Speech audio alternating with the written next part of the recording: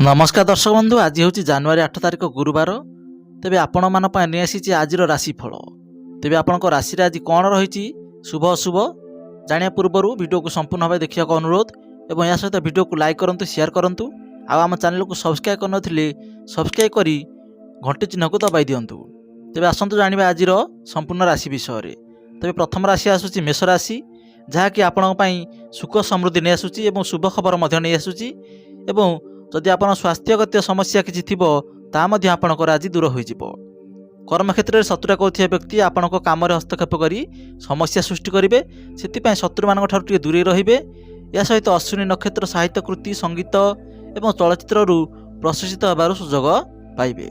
यापर आसूची वृष राशि।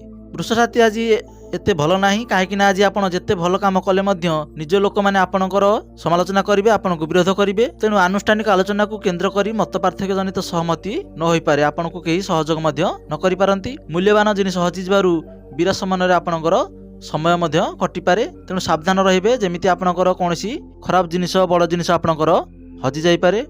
आ रोहिणी नक्षत्र आत्मीय प्रति अनुरक्त हेबे। तेणु मोटामोटी कह गले वृष राशि से आज भल नाही।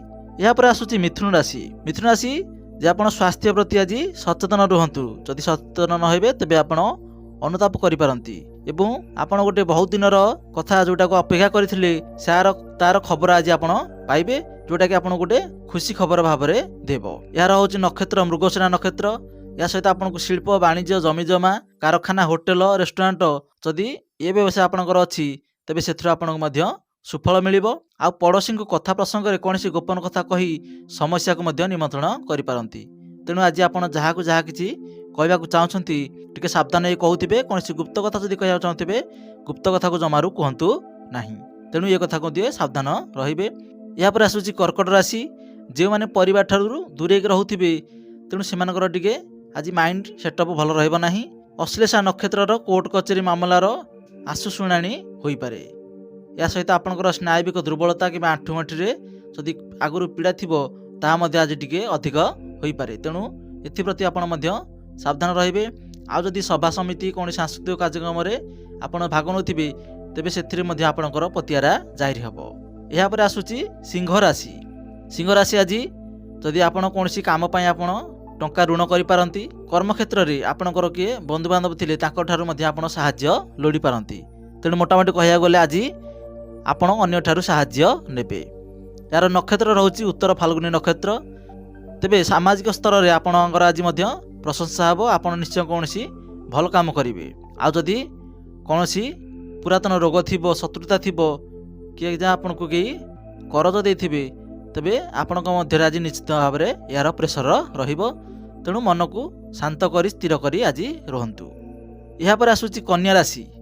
कन्या राशि हूँ जे आपणकर शारीरिक सुस्थता आर्थिक अभिवृद्धि और पारिवारिक सुख समृद्धि जनित आज खुशी रहिबे।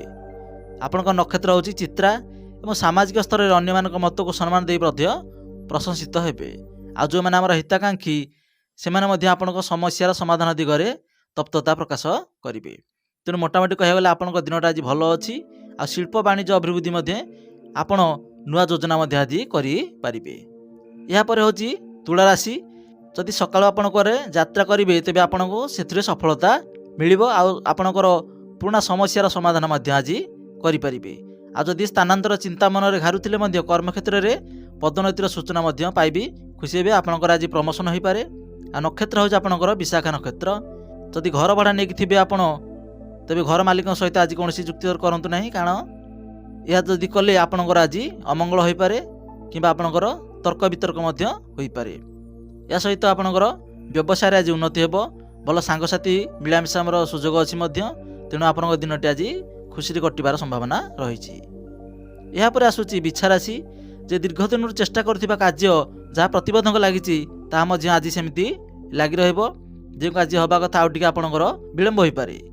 आलोचना समय अन्य मनस्क जनित बंधुक कथा को बुझी पारिबे नाही।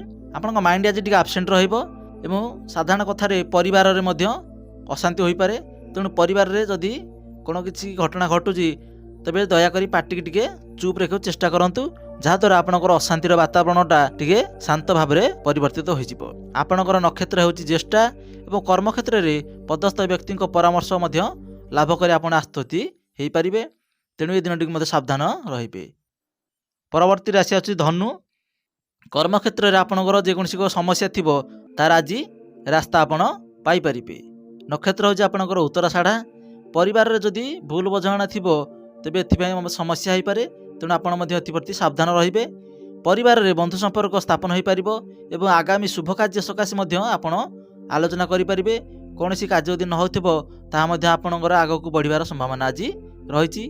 ଯେଉଁମାନେ ଆପଣଙ୍କ ପାଇଁ ବାରମ୍ବାର ସମୟ ଗଡ଼ାଉଛନ୍ତି ସେମାନଙ୍କ ମଧ୍ୟ ଉପରେ ଆପଣ ଆଜି ଭରସା କରିପାରିବେ ନାହିଁ। ଏହାପରେ ହେଉଛି ମକର ରାଶି। ଯେ ଦାୟିତ୍ୱ ନିର୍ବାହର ତତ୍ପରତା ମଧ୍ୟରେ ପଦାଧିକାରୀଙ୍କ ଦ୍ୱାରା ଚାପର ସମ୍ମୁଖୀନ ହେବେ। ଯଦି ଆପଣ କୌଣସି ଚାକିରି କରିଛନ୍ତି ଆପଣଙ୍କର ଅଫିସରେ ହେଉ କର୍ମକ୍ଷେତ୍ରରେ ହେଉ ଆପଣ ଟିକେ ସାବଧାନ ରହିବେ। କାହିଁକିନା ଆପଣଙ୍କ ଉପର ଅଫିସର ଆଜି ଆପଣଙ୍କ ଉପରେ ପ୍ରେସର ପକାଇ ପାରନ୍ତି। ଏହାଛଡ଼ା ଗୃହ ନିର୍ମାଣ, ଜମିଜମା, କାରବାର, ବେପାର, ପରିବହନ କ୍ଷେତ୍ରରେ ମଧ୍ୟ ସମସ୍ୟା ଆସିପାରେ। ଶିକ୍ଷା, ଆଲୋଚନା, ସଭା ସମିତି, ଚୁକ୍ତିପତ୍ର କ୍ଷେତ୍ରରେ ମଧ୍ୟ ସଫଳତା ଆପଣ ପାଇବେ। ଆପଣଙ୍କର ନକ୍ଷତ୍ର ହେଉଛି ଶ୍ରବଣ ନକ୍ଷତ୍ର। ଆଜିର ଦିନରେ ଆପଣଙ୍କର ଆତ୍ମୀୟ ସ୍ୱଜନ ଆପଣଙ୍କ ଉପରେ ଈର୍ଷା କରିପାରନ୍ତି, ରାଗିପାରନ୍ତି, ଖରାପ ହୋଇପାରନ୍ତି। ଏହାକୁ ଜାଣି ଆପଣମାନେ ଟିକେ ସାବଧାନ ରହିବେ ଏବଂ ଶାନ୍ତ ରୁହନ୍ତୁ, ସ୍ଥିର ମଧ୍ୟ ରହିବେ। ଏହାପରେ ଆସୁଛି କୁମ୍ଭ ରାଶି। ବାରମ୍ବାର ବିଫଳତା ଜନିତ ଅନ୍ୟମନସ୍କ ହେତୁ ପ୍ରତ୍ୟେକ କ୍ଷେତ୍ରରେ ବ୍ୟତିକ୍ରମ ଲାଗି ରହିବ। ଆପଣ ଟିକେ ଆଜି ସତର୍କତା ଅବଲମ୍ବନ କରିବେ। କୌଣସି ଦ୍ରବ୍ୟ ଆପଣଙ୍କର ହଜିଯାଇପାରେ, କ୍ଷତି ହୋଇପାରେ, ସେଥିପାଇଁ ଆପଣ ଟିକେ ବ୍ୟସ୍ତତା ରହିବେ। ତେଣୁ ସାବଧାନ ରୁହନ୍ତୁ। ଆଉ ଯଦି ଶିଳ୍ପ, ବାଣିଜ୍ୟ, ପରିବହନ ପାଇଁ ଦିନଟି ବହୁତ ଭଲ। ଆପଣ ଯଦି କୌଣସି କ୍ଷେତ୍ରରେ ଥିବେ ତେବେ ଆପଣଙ୍କ ଦିନଟି ଏଥିପାଇଁ ଭଲରେ କଟିବ। ଏହା ସହିତ କ୍ରୀଡ଼ା, ସାହିତ୍ୟ, ସଙ୍ଗୀତ, ପ୍ରତିଯୋଗିତା କିମ୍ବା ପ୍ରତିଯୋଗିତା କ୍ଷେତ୍ରରେ ଆପଣ ନିଶ୍ଚିତ ଭାବରେ ସଫଳତା ହାସଲ କରିବେ। ପରବର୍ତ୍ତୀ ରାଶି ହେଉଛି ମୀନ। କର୍ମକ୍ଷେତ୍ରରେ ଆପଣ ଏକ ନୂଆ ଖସଡ଼ା ପ୍ରସ୍ତୁତ କରିପାରିବେ। ଅର୍ଥ ଲାଭ ସାଙ୍ଗକୁ ସାହିତ୍ୟ, ସଙ୍ଗୀତ ପ୍ରଭୃତି କ୍ଷେତ୍ରରେ ସମସ୍ୟା ମଧ୍ୟ ସମାଧାନ ହୋଇଯିବ। ଯଦି ବହୁତ ଦିନ ହେଲା କୌଣସି ସମସ୍ୟା ହେଉନଥିବ ତାହା ଆଜି ସମାଧାନ ହୋଇଯିବ। ବନ୍ଧୁଙ୍କ ସହ ମଧ୍ୟ ଆପଣ ଆଜି ଆଲୋଚନା ହେବେ, କଥା କରିବେ। ତେବେ ଏ କଥା କହିଲା ବେଳେ ଆପଣ ମଧ୍ୟ ଅପ୍ରିୟ ସତ୍ୟ କିଛି କହିପାରନ୍ତି। ତେଣୁ ଏ କଥାକୁ ନେଇକି ଆପଣ ପ୍ରଥମରୁ ସାବଧାନ ରୁହନ୍ତୁ। ଯେଉଁଥିରେ କି ଆପଣ ମିଠା କଥା କୁହନ୍ତୁ, କୌଣସି ଅପ୍ରିୟ କଥା କୁହନ୍ତୁ ନାହିଁ। ଯଦି କୌଣସି କଥା ଜାଣିଛନ୍ତି ତଥାପି ମଧ୍ୟ ଆପଣ ତାଙ୍କ ପାଖରେ ଚୁପ୍ ରହିବାକୁ ଚେଷ୍ଟା କରନ୍ତୁ। ଆପଣଙ୍କର ନକ୍ଷତ୍ର ହେଉଛି ଉତ୍ତର ଭାଦ୍ରପଦ। ତେବେ ପଡ଼ୋଶୀଙ୍କ ସହାୟତାରେ ଆଶା କରିଥିବା ଜିନିଷଟି ଲାଭ କରି ଆପଣ ବହୁତ ଖୁସି ହେବେ। ଯେଉଁ ଜିନିଷଟି ଆପଣଙ୍କ ବହୁତ ଦିନରୁ ପାଇବାକୁ ଚାହୁଁଥିବେ ତାହା ଆଜି ଆପଣ ପଡ଼ୋଶୀଙ୍କ ଠାରୁ ପ୍ରାପ୍ତ ହେବ। ତ ଦର୍ଶକ ବନ୍ଧୁ, ଇଏ ଥିଲା ଆଜିର ରାଶିଫଳ। ଆଉ ରାଶିଫଳରେ ଆପଣଙ୍କର କେଉଁ ରାଶି ମଧ୍ୟ କମେଣ୍ଟ କରି ନିଶ୍ଚୟ ଜଣାଇବେ ଏବଂ ଆଜିର ରାଶିଫଳରେ ଆପଣଙ୍କ ରାଶିଟି କେମିତି ଅଛି ତାହା ମଧ୍ୟ ନିଶ୍ଚୟ ଜଣାଇବେ। ପୁଣି ଦେଖା ହେବ ଆସନ୍ତାକାଲି। ନମସ୍କାର।